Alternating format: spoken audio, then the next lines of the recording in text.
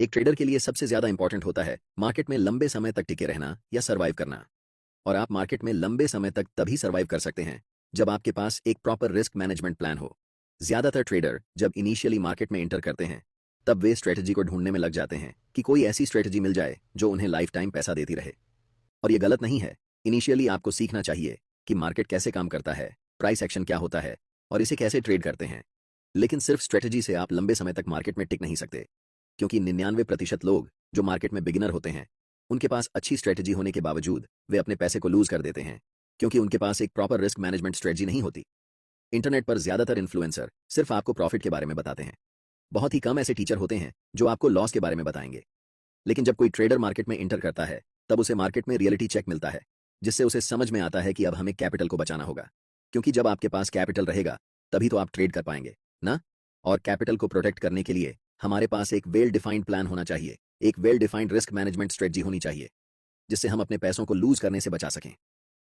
इस वीडियो में हम स्टेप बाय स्टेप डिटेल में डिस्कस करेंगे कि मेरा रिस्क मैनेजमेंट प्लान क्या है, आप कैसे अपना रिस्क मैनेजमेंट प्लान बना सकते हैं, आपके कैपिटल के हिसाब से आपको कितना रिस्क लेना चाहिए, आपकी पोजीशन साइजिंग क्या होनी चाहिए और ट्रेड करते समय आपकी रिस्क रिवॉर्ड रेशियो क्या होनी चाहिए, जिससे आप प्रॉफिटेबल ट्रेड्स बना सकें।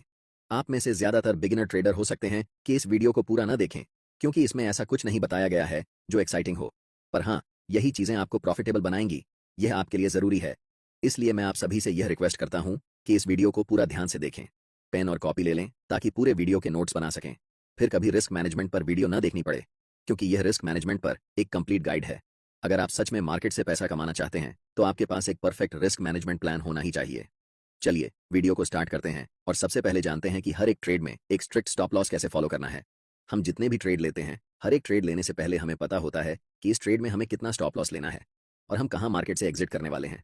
बेसिकली हमें पहले से ही मालूम होता है कि हम कितना पैसा लूज करने वाले हैं और क्या हम उस पैसे को टॉलरेट कर सकते हैं। अगर मेरा जवाब हाँ होता है तभी हम ट्रेड में इंटर करते हैं। ज्यादातर ट्रेडर्स जब इनिशियल स्टेज में ट्रेड लेते हैं उनके दिमाग में कुछ ऐसा चलता है कि ये स्टॉक अभी 10 रुपए का है, 15 रुपए जब जाएगा तो हमें 5 रुपए का प्रॉफिट होगा। हम 100 क्वांटिटी बाय कर रहे हैं, इसलिए हमें 500 रुपए का प्रॉफिट होगा। या जिनके पास ज्यादा कैपिटल है वह अपने हिसाब से कैलकुलेट करेगा, 5,000 या 50,000। उस समय उनके दिमाग में सिर्फ यही चलता है कि हम कितना पैसा बनाएंगे, कितना हमें प्रॉफिट होगा। लॉस के बारे में वे नहीं सोचते। लेकिन अगर आप लंबे समय तक ट्रेडिंग करना चाहते हैं तो आपको इस पूरे थिंकिंग प्रोसेस को फ्लिप करना होगा। अब आप ऐसे सोचेंगे कि यह स्टॉक अभी 10 रुपए का है, हम इसमें 2 रुपए का स्टॉप लॉस लेने वाले हैं।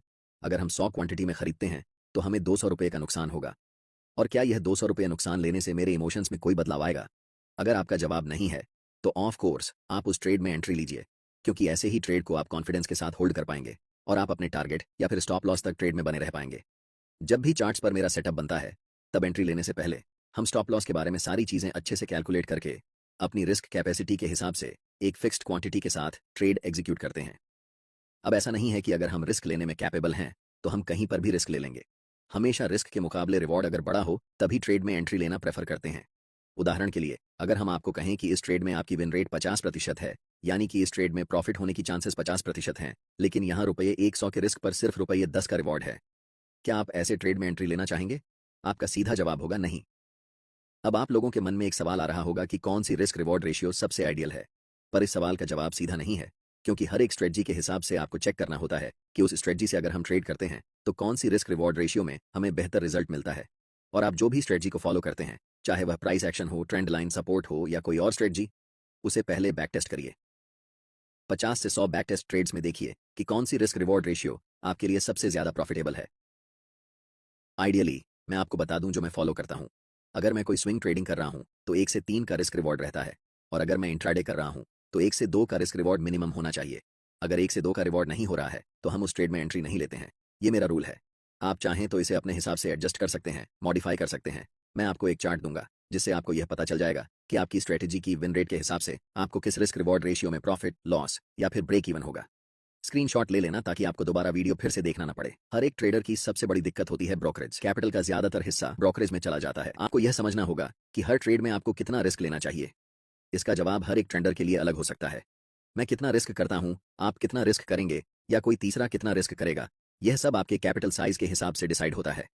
उदाहरण के लिए अगर मेरी कैपिटल 1 लाख रुपए है तो मैं 1 से 2% पर ट्रेड रिस्क लेता हूं। और अगर आप एक बिगिनर हैं तो आपके पास बहुत कम कैपिटल होंगे, इसलिए मेरा सुझाव रहेगा कि आप अपने कैपिटल का भी 1 से 2% ही पर ट्रेड रिस्क लें। उदाहरण से समझते हैं। अगर आपका कैपिटल 10,000 रुपये है तो इस हिसाब से आपको 100 से 200 रुपये के बीच में पर ट्रेड रिस्क लेना है। ज्यादा रिस्क क्यों नहीं लेना है ये मैं बाद में बताऊंगा, क्योंकि इसका आपके कैपिटल पर बहुत नेगेटिव इफेक्ट होता है। ऐसे में आपको लग सकता है कि इतने कम रुपए रिस्क करने पर हमारा स्टॉप लॉस बहुत छोटा हो जाएगा, लेकिन ऐसा नहीं है।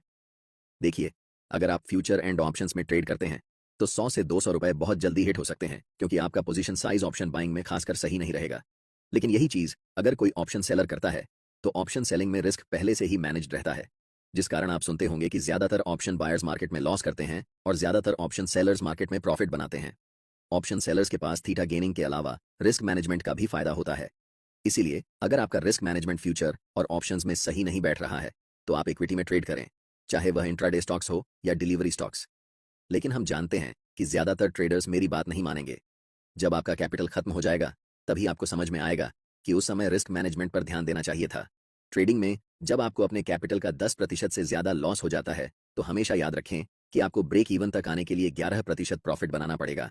मैं आपको एक चार्ट दूंगा जिसमें दिखाऊंगा कि जब आप अपने कैपिटल का 1% लूज करते हैं तो आपको 1% ही कमाना पड़ेगा ब्रेक इवन तक पहुंचने के लिए। ब्रेक इवन का मतलब होता है आपके इनिशियल कैपिटल तक वापस आना, यानी कि आपकी लॉस को रिकवर करना। अगर आप 5% लॉस करते हैं तो भी आपको 5% ही कमाना पड़ेगा, लेकिन जब आपका लॉस 10% हो जाता है तो आपको 11% कमाना पड़ेगा। उसी तरह जब आपका लॉस 20% हो जाता है तो आपको 25% कमाना पड़ेगा, और अगर आपका 50% कैपिटल लॉस हो जाता है तो आपको 100% प्रॉफिट कमाना पड़ेगा। तब जाकर आप ब्रेक इवन तक पहुंच पाएंगे। इसी वजह से मैं कह रहा था कि आप मिनिमम रिस्क लें ताकि आपको ब्रेक इवन तक पहुंचने में ज्यादा मेहनत न करनी पड़े या अपने लॉस को रिकवर करने में दिक्कत ना हो।